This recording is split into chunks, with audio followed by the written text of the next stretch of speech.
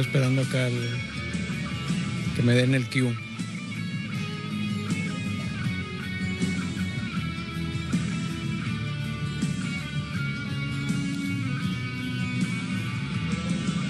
Gracias. Buenas noches. Buenas noches. Gracias a quienes ya asisten a este segundo día de actividades dentro de la Semana de la Libertad a 50 años del 68, que se organiza en el Colegio de Sonora con el apoyo de los estudiantes del Centro de Estudios en Gobierno y Asuntos Públicos. El día lunes, que es cuando empezamos con el programa, hubo un coloquio con la presencia de Manuel Alberto Santillana Macedo, de Franco Becerra Boyaín y de Leopoldo Santos Ramírez, y después la proyección del documental El Grito, México de 1968.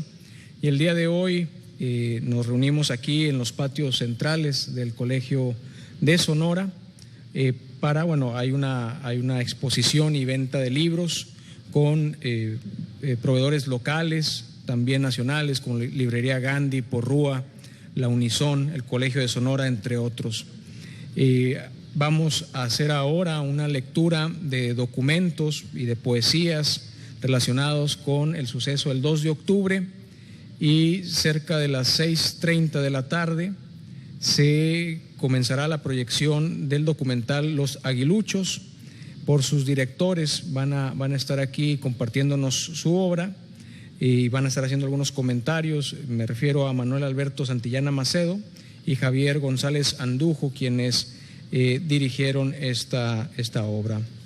Antes de ceder el uso de la voz a algunos estudiantes, algunos compañeros y compañeras del centro que prepararon una poesía, me voy a permitir leer el Manifiesto a la Nación 2 de octubre. Este lo elabora en diciembre de 1968 el Consejo Nacional de Huelga.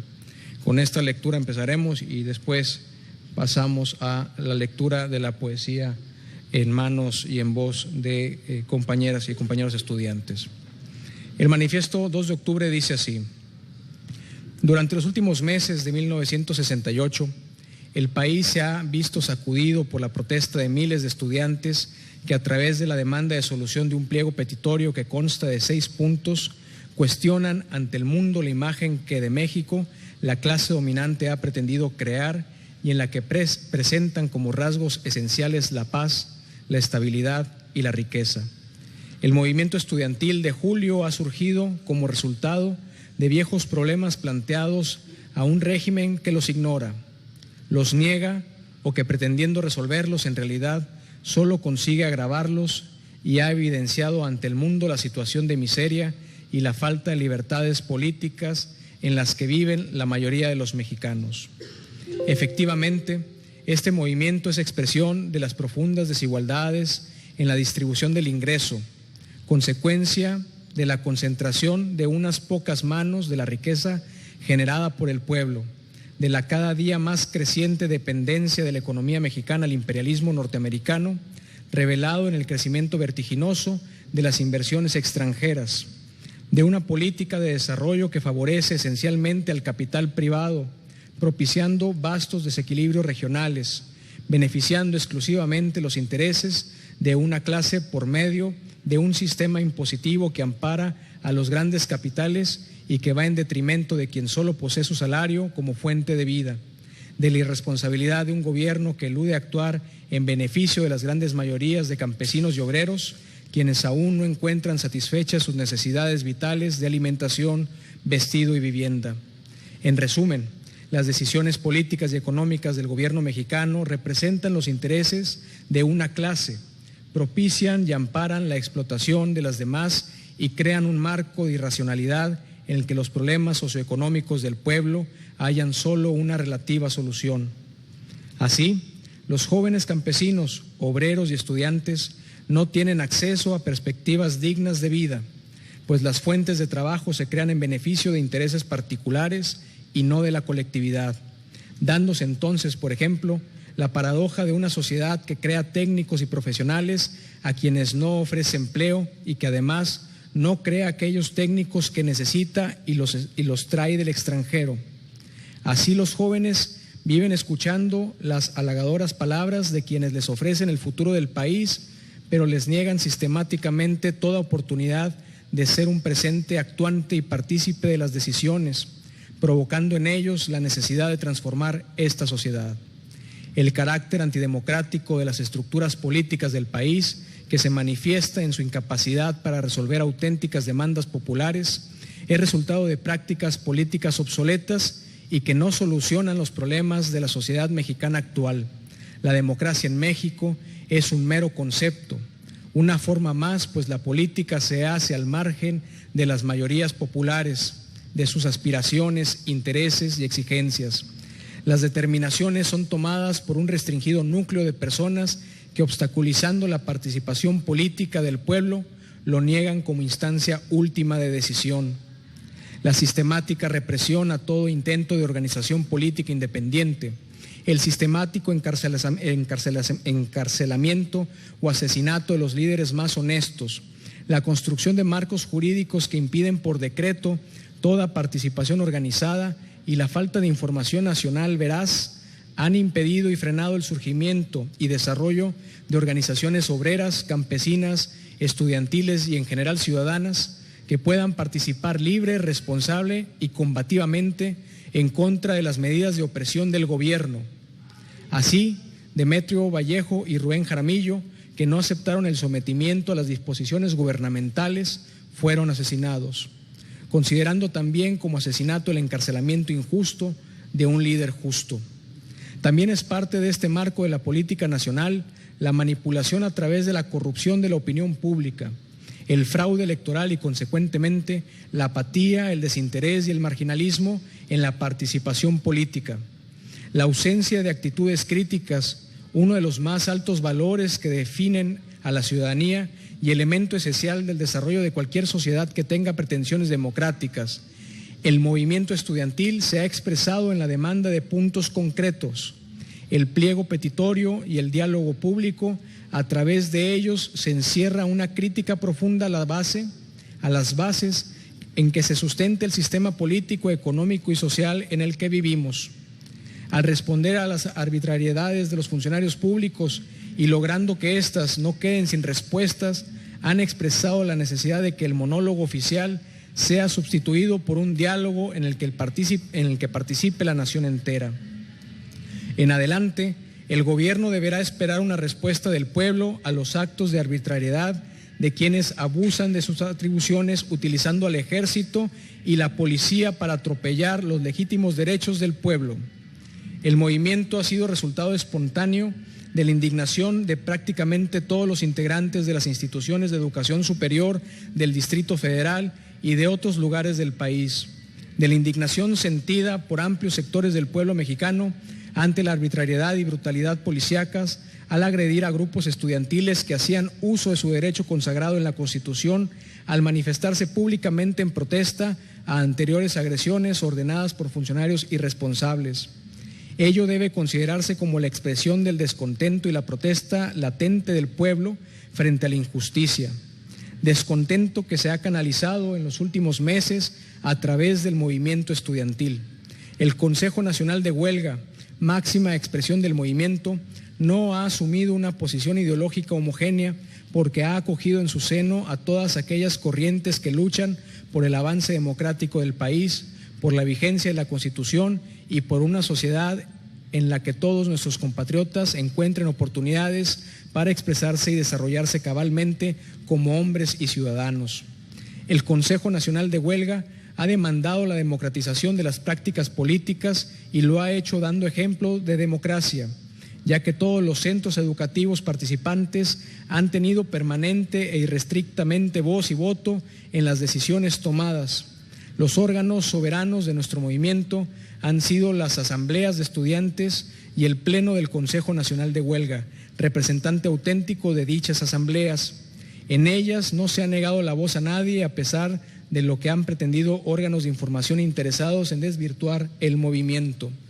Hemos demandado la democracia porque la hemos practicado irrestrictamente. Si hemos exigido un diálogo público, no ha sido buscando la forma de eludir la solución del conflicto, sino porque consideramos, y es una cuestión del principio en el movimiento, que los asuntos que afectan al pueblo deben ventilarse abiertamente. Hemos demandado la libertad de los presos políticos porque estamos convencidos de que los disidentes de los criterios oficiales y los opositores al régimen no son delincuentes. La exigencia de presos políticos es una de las mayores lacras del sistema y es característica de los regímenes autoritarios en todas partes y en todas épocas. Son presos políticos Vallejo, Campa, y son presos políticos nuestros compañeros que fueron aprehendidos a partir del inicio de este movimiento, pues su único delito consistió en haber marchado junto con todos nosotros, los estudiantes y el pueblo de México, en las manifestaciones públicas que recorrieron las calles de la ciudad, el haber utilizado las tribunas creadas por el movimiento para expresar su disidencia con el gobierno y, en fin, en haber hecho uso del legítimo derecho de expresión para protestar contra los abusos gubernamentales. Pese a las dificultades a que hemos debido enfrentarnos, pese a la intransigencia y la intolerancia del gobierno expresada el 2 de octubre en la Plaza de las Tres Culturas en Tlatelolco, pese a todo ello, el movimiento ha arrancado al Estado algunas demandas y ha abierto nuevas perspectivas en la vida política del país, marcando nuevas etapas en su desarrollo. En reconocimiento que el Poder Ejecutivo tuvo que hacer del descontento general y legítimo se deja ver en el momento en que se nombra representantes presidenciales ante el Consejo Nacional de Huelga. Hacemos público que a pesar de haber reconocido la fuerza de la representatividad de este Consejo, el gobierno solo ofreció soluciones limitadas. La desocupación de la mayor parte de los locales educativos, los compañeros liberados, la defensa de la universidad expresadas a través del apoyo al Consejo, del Consejo al rector de la misma, sobre quienes pretendían gentes interesadas en terminar con la institución, arrojar la responsabilidad de nuestro movimiento, son algunos de los resultados de nuestra permanencia activa y militante y no graciosas concesiones del gobierno. Se ha demostrado que en México es posible movilizar a grandes sectores del pueblo al margen de los controles oficiales, en manifestaciones y mítines en los que la participación fue resultado de la convicción y no de presiones o recompensas. Uno de los logros fundamentales del movimiento es el haber acercado a través de las brigadas políticas a los estudiantes con el pueblo de México y sus problemas. En las colonias proletarias, en las fábricas, en Topilejo, los estudiantes conocieron de una manera concreta a ese pueblo que la retórica oficial ha convertido en mera abstracción y en la que sus problemas quedan ocultos con una luz de palabras. Por otra parte, en las brigadas los estudiantes han demostrado su capacidad organizativa y de militancia política. Han demostrado en Topilejo que su participación en la resolución de los problemas del país puede ir más allá de pintar fachadas los domingos y de participar en carreras de bicicleta, como pretende el criterio oficial. Estos triunfos parciales han costado muchas vidas y sacrificios y no han satisfecho de ninguna manera las demandas que formulamos desde el principio, dada la intransigencia de los poderes públicos y su definitiva incapacidad para reconocer la demanda del pueblo expresada en el movimiento estudiantil.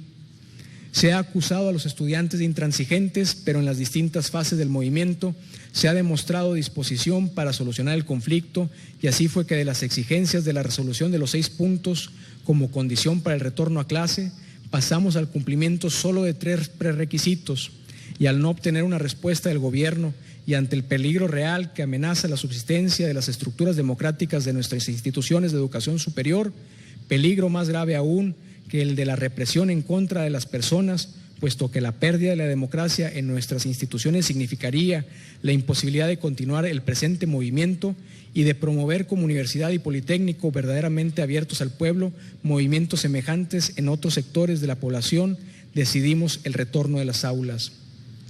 Los estudiantes nos aliaremos de manera definitiva con estos sectores que objetivamente están destinados a promover los cambios verdaderamente revolucionarios de nuestra patria, que nuestra patria requiere. La organización estudiantil debe concluir necesariamente en la organización popular que, oponiéndose a las trabas que frenan el desarrollo histórico de México, conviertan en realidad el lema de nuestro movimiento, libertades democráticas. El gobierno mexicano debe tomar muy en cuenta que ante la obstrucción sistemática y reiterada que de los canales democráticos realiza, no puede pedir actitudes eternamente pasivas y sumisas, y que las vías que sigue el pueblo de México para el logro de una auténtica democracia estarán esencialmente determinadas por la posición que se asuma frente a las exigencias de reivindicaciones populares que se aproximan. Sin embargo, cualquiera que sea la vía, todo mexicano luchador por la democracia actuará con la responsabilidad que la historia le confiere. Venceremos. Diciembre de 1968, Consejo Nacional de Huelga, Roberto Escudero, Gerardo Estrada. Este es, pues, el manifiesto 2 de octubre que se da a conocer en el mes de diciembre de 1968. Ahora bien, cedo el uso de la voz a estudiantes del Colegio de Sonora en el Centro de Estudios en Gobierno y Asuntos Públicos para que hagan lectura de poesías de este momento. Si gustan pasar.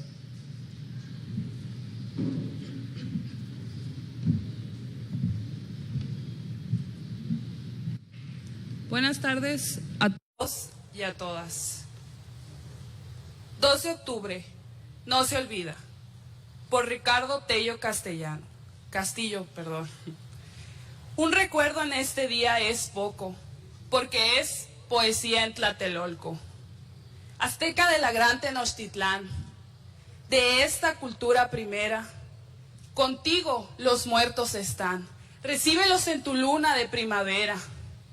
Son hombres, águilas caídas, que la sangre de tantas vidas despierte a los dioses de Tlatelolco, llenos de terror, y castiguen al loco, por favor. Mexicanos de todas las culturas, no olviden a sus muertos, viejos, jóvenes y criaturas, que regaron los huertos con sangre y dolor.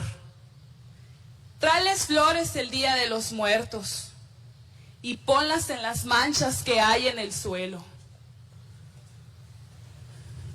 Ellos te darán las gracias desde las nubes altas que hay en el cielo. El tiempo y la distancia todo lo cubre. Pero no olvides la matanza del 2 de octubre. Gracias.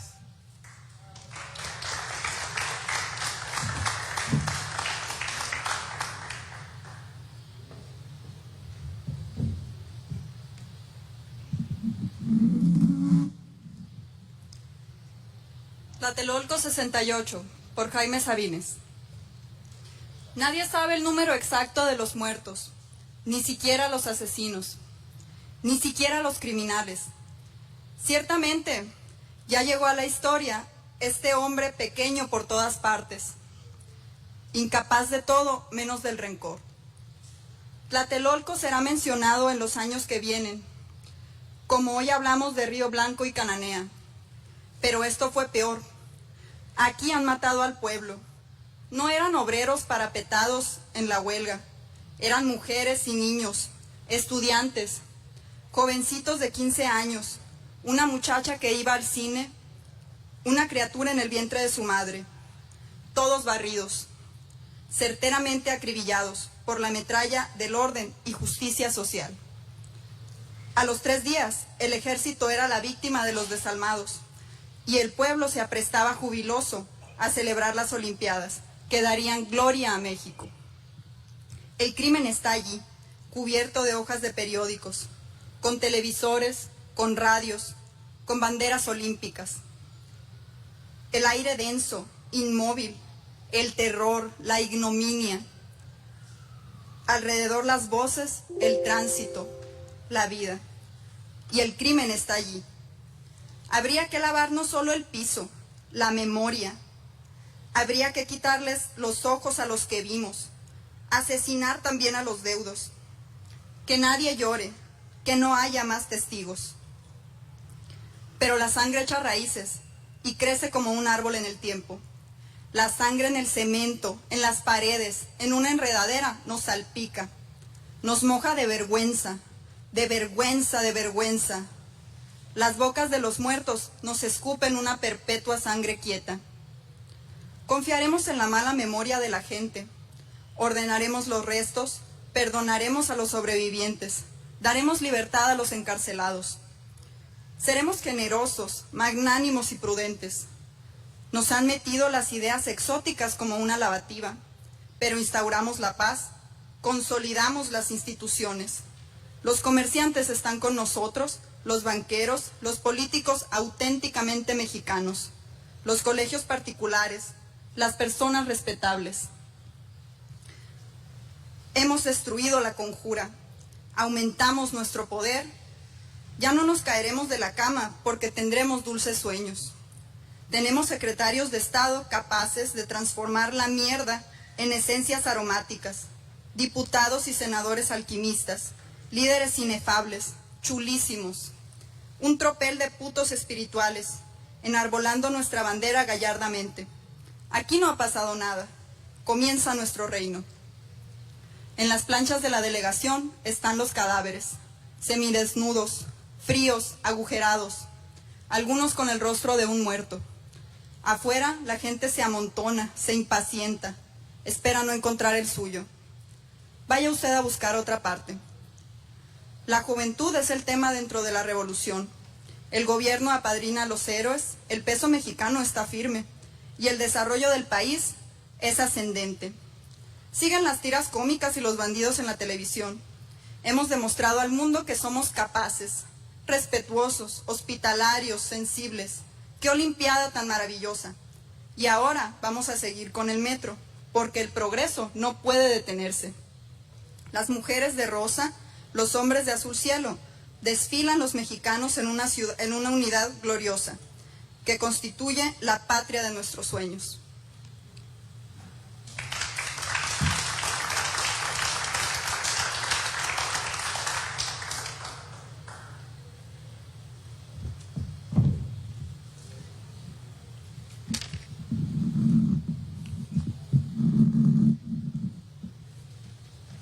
Buenas tardes. Les voy a leer Las voces de Tlatelolco por José Emilio Pacheco. Eran las 6:10. Un helicóptero sobrevoló la plaza. Sentí miedo. 4 bengalas verdes. Los soldados cerraron las salidas. Vestidos de civil, los integrantes del batallón Olimpia, mano cubierta por un guante blanco, iniciaron el fuego. En todas direcciones se abrió fuego a mansalva. Desde las azoteas dispararon los hombres de guante blanco. Disparó también el helicóptero. Se veían las rayas grises. Como pinzas se desplegaron los soldados. Inició el pánico. La multitud corrió hacia las salidas y encontró bayonetas. En realidad no había salidas. La plaza entera se volvió una trampa. Aquí, batallón Olimpia. Aquí, batallón Olimpia. Las descargas se hicieron aún más intensas. 62 minutos duró el fuego. ¿Quién ordenó todo esto? Los tanques arrojaron sus proyectiles. Comenzó a arder el edificio Chihuahua. Los cristales volaron hechos añicos.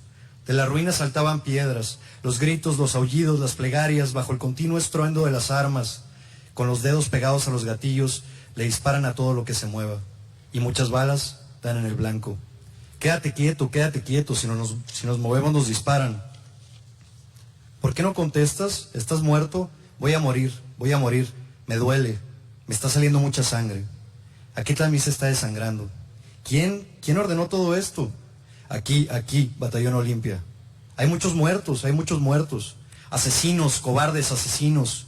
Son cuerpos, señor, son cuerpos. Los iban amontonando bajo la lluvia.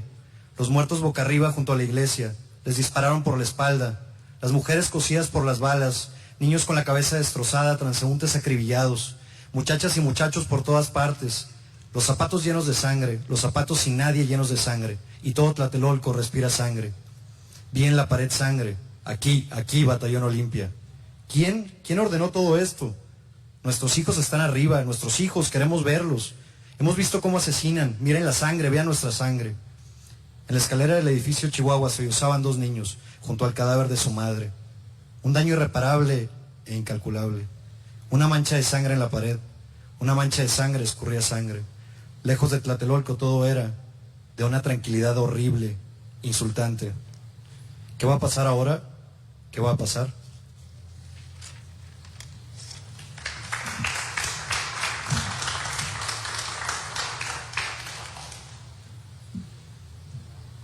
Buenas tardes. Voy a dar lectura a México, Olimpiada de 1968 de Octavio Paz.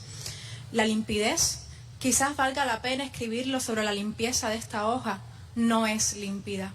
Es una rabia, amarilla y negra acumulación de bilis en español, extendida sobre la página. ¿Por qué? La vergüenza es ira vuelta contra uno mismo. Si una nación entera se avergüenza, es león que se agazapa para saltar. Los empleados municipales lavan la sangre en la plaza de los sacrificios. Mira ahora, manchada antes de haber dicho algo que valga la pena, la limpidez. Muchas gracias.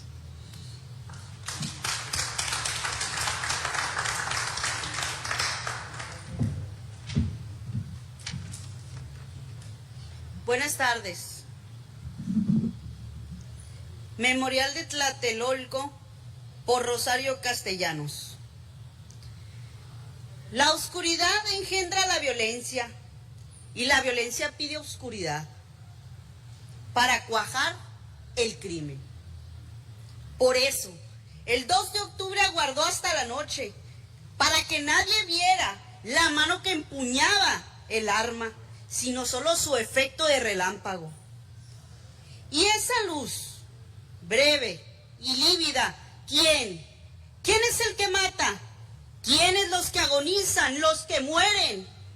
Los que huyen sin zapatos, los que van a caer al pozo de una cárcel, los que se pudren en el hospital, los que quedan mudos para siempre de espanto.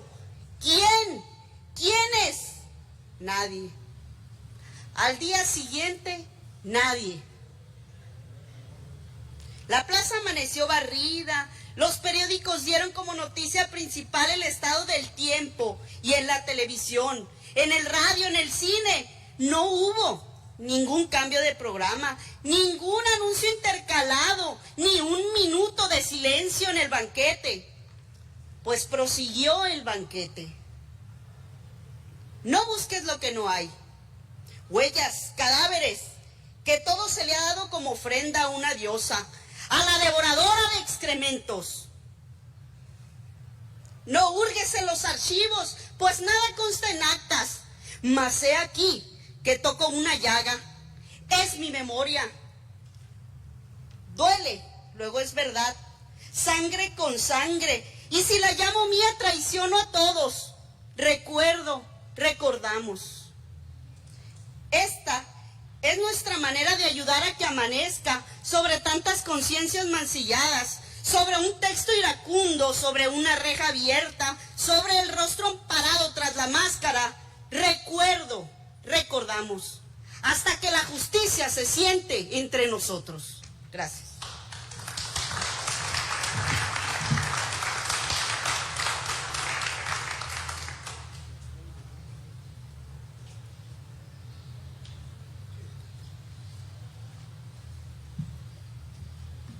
Pues muchas gracias.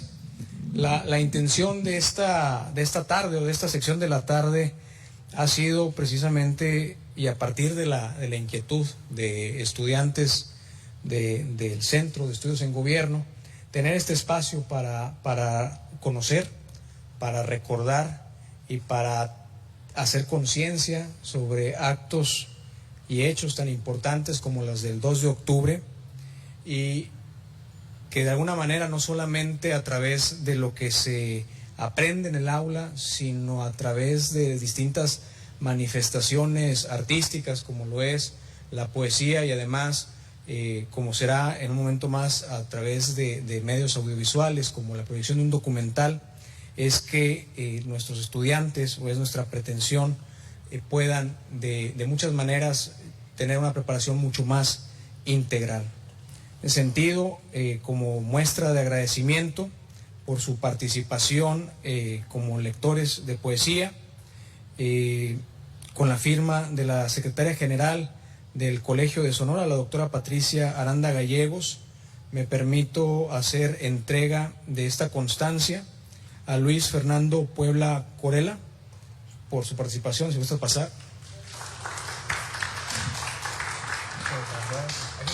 Aquí. A Liliana Bringas Villalba.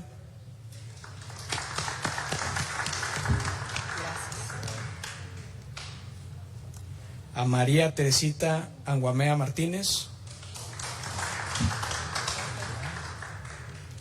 a Coral Escobosa Castillo, que está en entrevista, y a nuestra asistente académica Marisol Calzada Torres.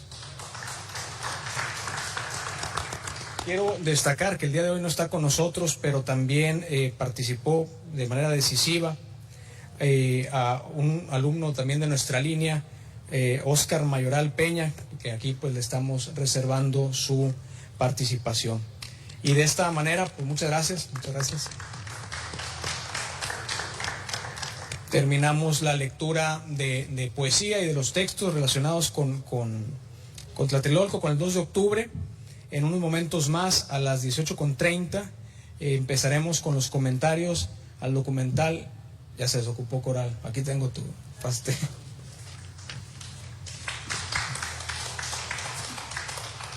Gracias, felicidades. Vamos a empezar a las 6:30 con comentarios de los directores del documental Los Aguiluchos, documental reciente, de muy reciente cuño, que habla del movimiento del 67 en Sonora, dirigido por Manuel Alberto Santillana Macedo y Javier González Andujo. Y esto es pues una de las actividades que se realizan también dentro del ciclo de cine que se realiza una vez por mes, el 22, lunes 22, se va a proyectar con el apoyo del Instituto Sonorense de Cultura la película El Bulto, pues que también está referido con lo que sucedió en octubre y lo relacionado con los movimientos. Entonces, a quienes están aquí acompañándonos, muchas gracias. Tenemos algo de música de la época, en tanto se hace las 6:30 de la tarde. Muchas gracias. Estamos aquí.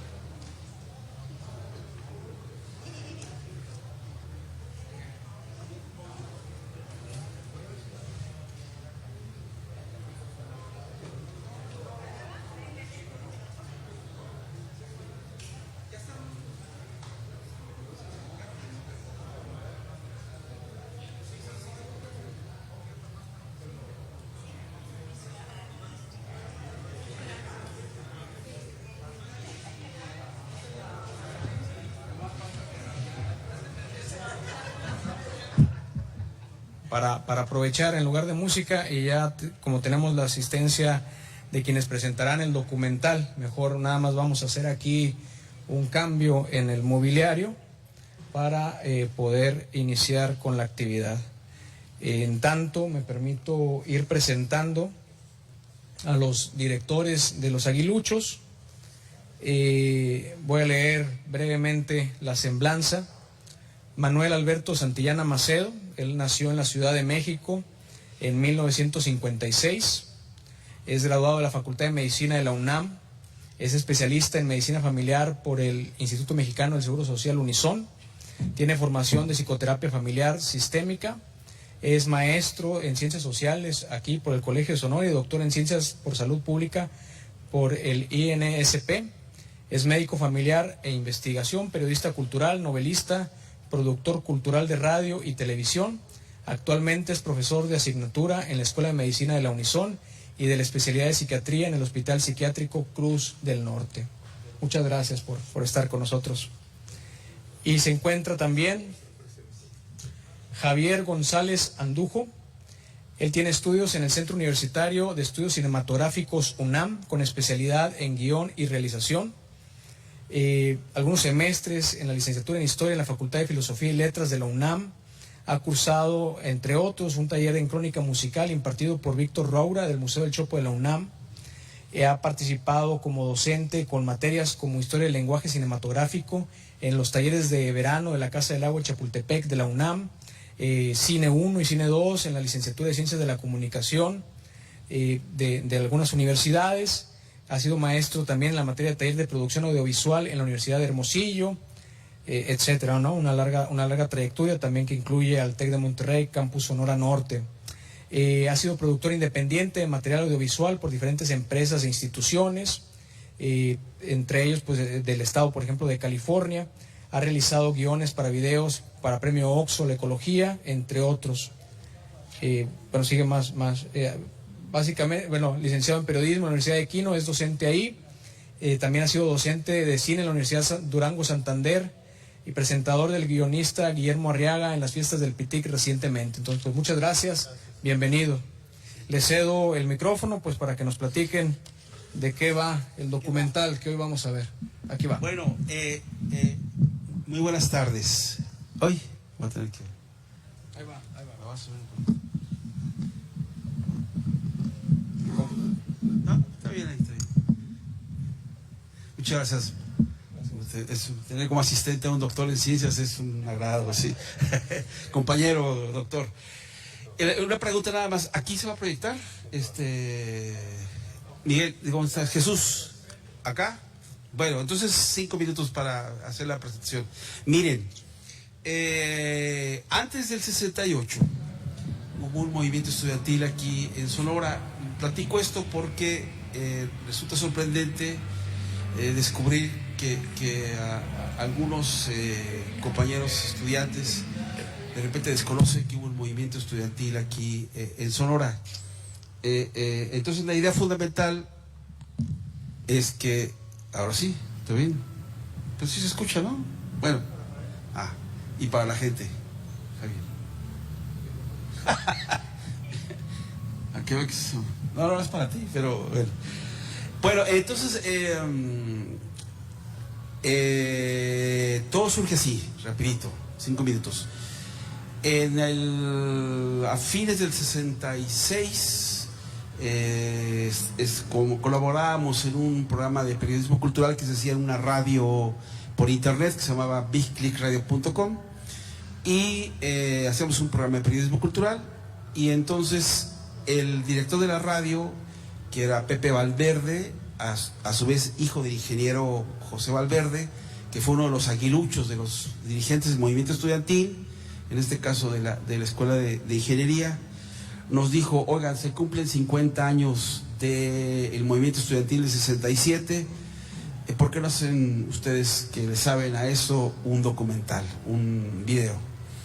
Entonces nos echó la pelota a nuestra cancha, que hacíamos cosas de televisión, de video, como decía ahí, psicoterapia, medicina, hospital psiquiátrico, videos, novelas, y vendo tacos los domingos, ¿no? O sea, de todo le hago. Hago tru. Bueno, entonces nos aventamos el tiro y comenzamos a grabar en enero del 67 y terminamos de grabar en junio, perdón, cierto, empezamos a grabar, sí, no hubiera sido muy largo, empezamos a grabar en enero del 2017 y terminamos de grabar la última entrevista en julio del 2018, porque muchos de los aguiluchos, en el caso de Hilario Valenzuela, vive en Puebla él, y entonces viene 1 o 2 veces al año a Hermosillo.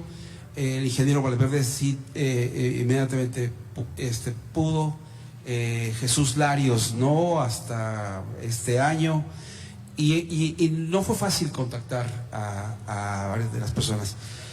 Por otro lado, los archivos fotográficos están muy difíciles de conseguir, los archivos fotográficos, y entonces vestir el documental fue verdaderamente complicado para los que se quieran dedicar a la historia reciente de Sonora o políticas públicas. Pues lo que les platicábamos el otro día, hay áreas que tienen las áreas no conflictivas o no políticas, son muy fáciles de obtener fotografías de todo, ¿no? Pero las áreas conflictivas, los archivos se perdieron, se mojaron, no se encuentran, etcétera, etcétera. Pero existen. Entonces hicimos un documental cuyo objetivo original, ya con esto voy a cerrar porque lo importante es el documental y no nosotros. El objetivo original tenía que ver la pregunta que nos hicimos es: ¿cuáles son las repercusiones del movimiento estudiantil del 67? Y la idea era entrevistar a Hilario Valenzuela Corral y después entrevistar a Hilario Valenzuela Robles Linares, su hijo. entrevistar a Jesús Larios y entrevistar a alguno de su hijo o de sus hijas, entrevistar a Pepe Valverde, el ingeniero, y entrevistar a Pepe Valverde Jr. Pero no nos dio el tiempo y nos dimos cuenta que el documental se sostenía con las entrevistas de los actores y de los investigadores. De hecho, quitamos la parte de Hilario Valenzuela Chico y quitamos también a una presentadora que originalmente iba a decir el guión, pero que no iba con el objetivo fundamental. Entonces, van a ver asistir ustedes un documental de 25 minutos con música original. Eso es algo muy interesante. Es de uno de los compositores sonorenses de música académica más finos que hay, que es Alfonso Molina, e interpretado por el Quinteto Pitic y por Nubia Melina, Jaime al cello, Omar Nava en el contrabajo. Y me parece que es un extraordinario logro musical lo que acompaña al documental. Y ayer lo presentamos, ayer fue el estreno mundial en la Sociedad Sonorense de Historia. Tuvo bastante buena acogida y esperemos que aquí, a los ojos críticos de estudiantes del área de políticas, pues lo vean precisamente con esos ojos críticos. ¿Alguna cosa más? Bueno, pues adelante. Además, le vamos a pedir por favor que estén muy atentos al discurso, porque realmente el documental se basa en lo que dicen las personas y es muy crítico lo que dicen. Entonces, que sí tengan muy buen sonido, lo único que les pedimos, por favor. Muchas gracias.